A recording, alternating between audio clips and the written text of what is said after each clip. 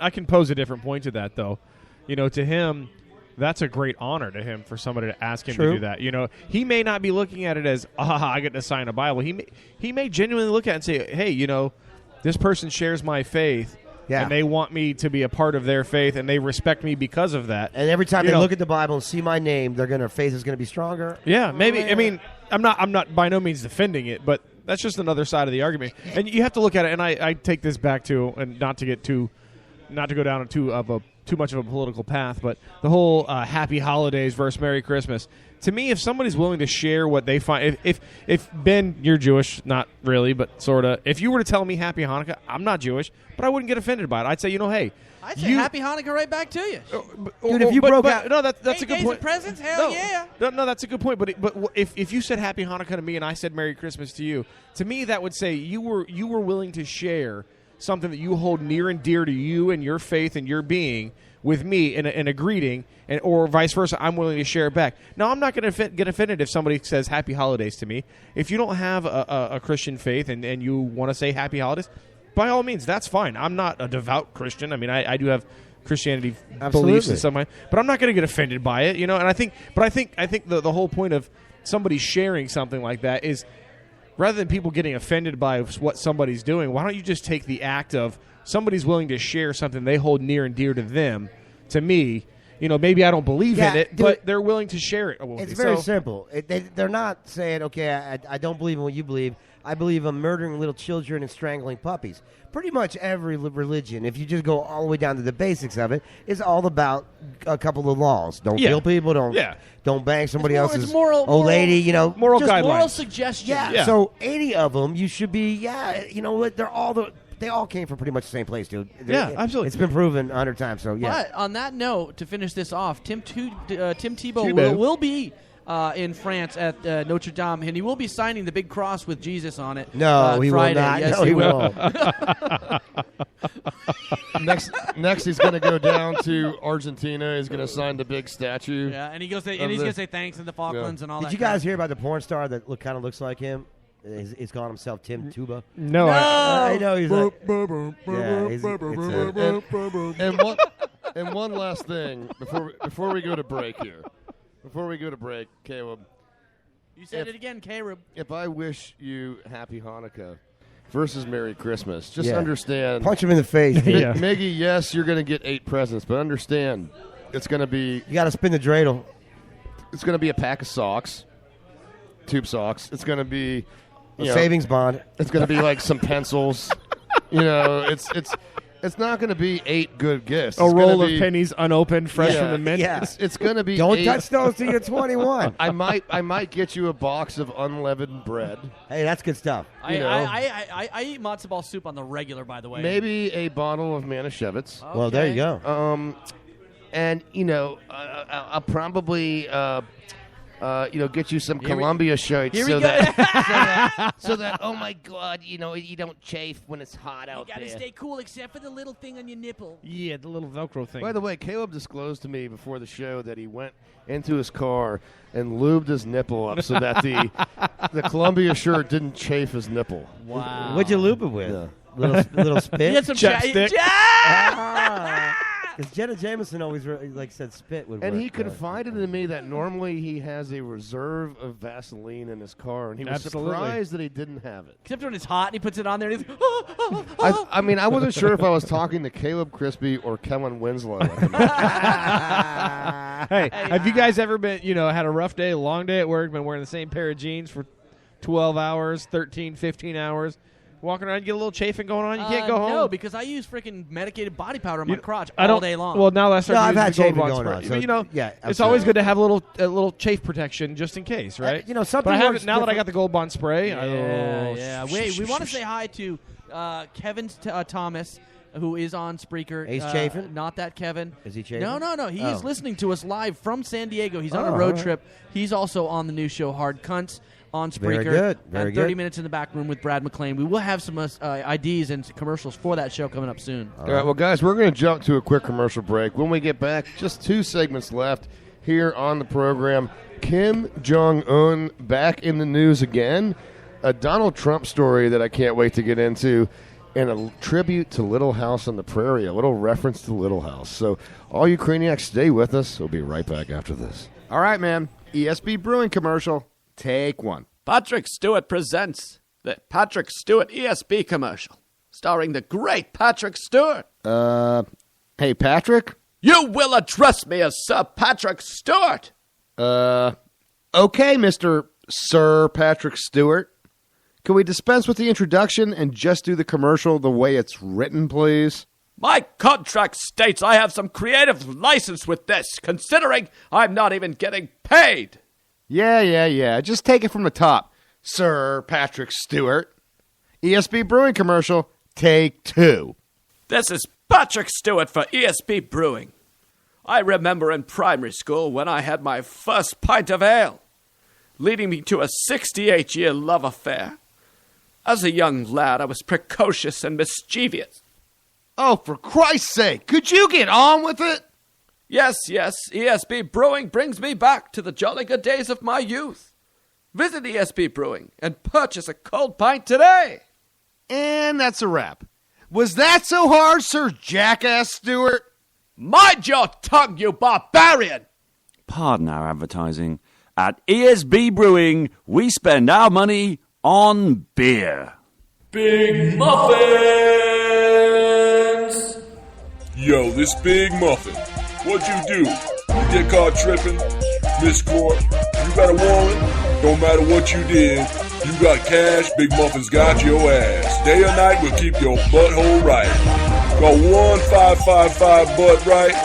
Big Muffin's Bail Bonds, servicing Greater Central Florida.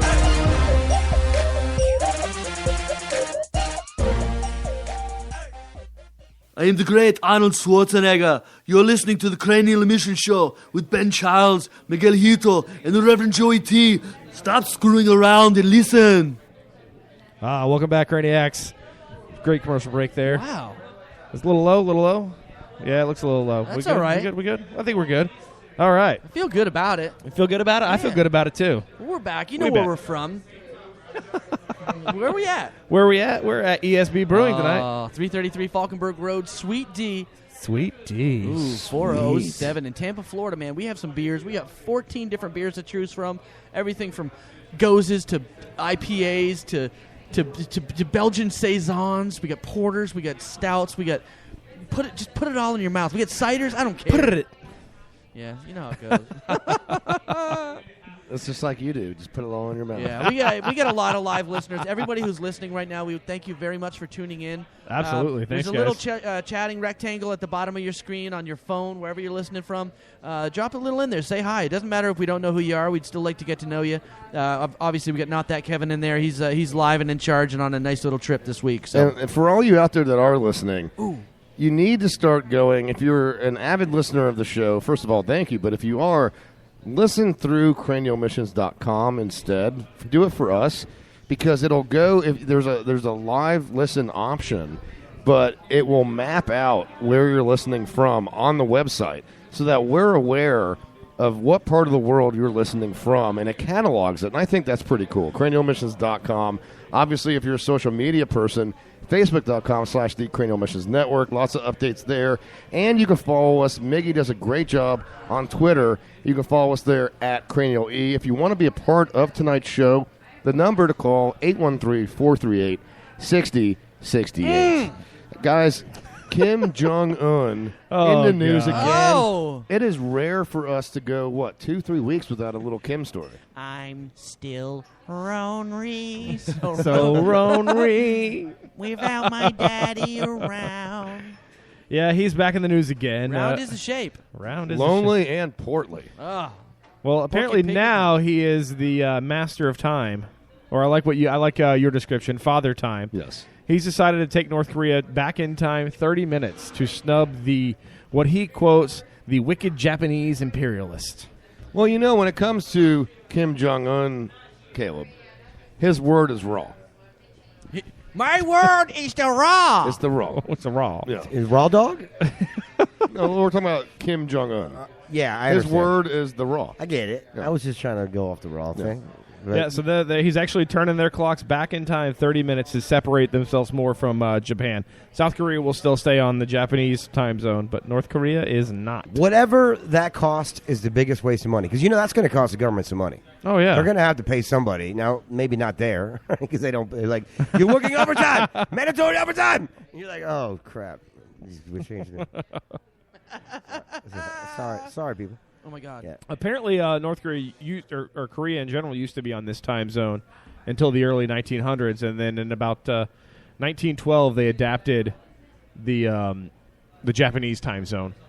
You know what my beliefs on that? If you feel like your country's going to be better off going back in time, you should do so, but do it all. Do it to Huey Lewis's song "Back in Time." No, don't do it to that. And Come nobody. on. That's something we can't support I on the almost, Cranial Mission show. I almost sung it, but I know the rules. Well, Good in job. Korea, he's referred to as Huey Lewis.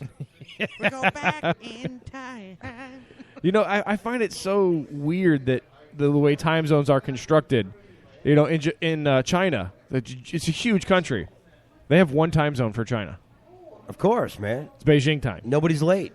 Bless you. Bless you. That would suck, though, because it probably really would be the equivalent of 3, probably. Probably at least 3, yeah. Like the States, and they all have 1. So 3 or 4. As so if long you're as waking it up is. at 7 o'clock in the morning and you're in California instead of here, you got to wake up at 3 in the morning, and you're like, oh, my job starts at 3 in the morning. Yeah, but they've been doing that for years. Or do they actually adjust that to where your job now starts at 10? Well, your job still starts at the same time. Well, your time's the time. Just the only thing that's going to change is what time the sun comes up and goes down. Yeah, right. Depending on where you're at. And there's nothing else that's going to change. Right, but about if that. 7 o'clock is the same everywhere, 7 o'clock at one place the sun's up, and 7 o'clock at other place no sun. Yeah, there could be a point where one guy's waking up at 7 o'clock and it's really 9 o'clock time as far as the sun's level. Oh, and another guy's my waking God. This is so boring.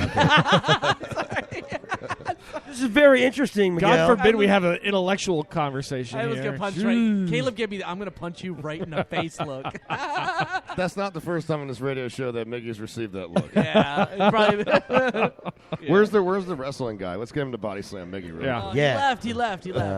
Now, I'm sure one of those guys at that table would body slam him. and let's face it, at the end of the day, these politicians in general, have immense egos. It's like my Suck. dad once said to me as a kid. He said, I never trust a politician. He goes, I never trust anybody that thinks that they know better than I do on something. And it is, I mean, you have to be immensely egotistical to decide, I'm going to be a politician. I'm going to tell the rest of the world how to live. Case in point, a guy like Donald Trump. Here he is now running for office. It's been quite comical over the last several weeks. Yeah. We talked about Trump, I think, just last week on the show. Well, now Trump is in the news really as a proxy. He's not. This is not his story, but it's a story that is a parody of him. You know you've made it in the world when the porn industry makes a parody of you. Case in point, Donald Trump now has a movie being made about him, anyway, in the porn industry known as Donald Tramp. The Triple X parody. That was the worst. That's what I was actually thinking it And was look going at to this be while you were picture. saying Look. it, man. You see this picture? They got a guy with a Donald Trump wig and some He's huge. porn Either star that or chick. she's really tiny. Yeah. Well, she's Or quite- he's in Japan. This is true. But apparently now there is He's a Donald huge. Trump. I tell you right now, porn he's parody. huge. It's the most luxurious penis you've ever seen. It's huge. It's absolutely huge. It's the most luxurious. There's gold carpets everywhere. Now, when he's done, when he goes for the money shot, does he tell her that she's fired after that? You're fired. You're fired. Get out of here. You're fired. All right? Don't need you here. You're a pig. You're a pig. You're disgusting. You're a pig. Trump is like Trump. I can see why Trump has popularity. I can see what's going on with this thing because he's saying a lot of things. I mean, he comes straight out and says, politicians are living off your dime. You people are getting food. I pay politicians to do what I want. And he's not lying. So basically he's telling us everything that you've never heard any Democrat or Republican say to each other because they know they're both doing it. I've always said there's this like hidden thing between them both where they're like, we'll take it to a certain level, but we're never going to break out the fact that we're all it's living a code. It's a code. Yeah. But it's an interesting dynamic, Joe, because we have said many times in private conversations that when it comes to politics now, I think you and I both agree that it's not about parties, it's really about corporatism. Well, Donald Trump's on the other end of that. He is that corporate entity that, like you said, was able to grease the wheels with politicians, was the guy that was funding these politicians. And, he's capturing the zeitgeist of the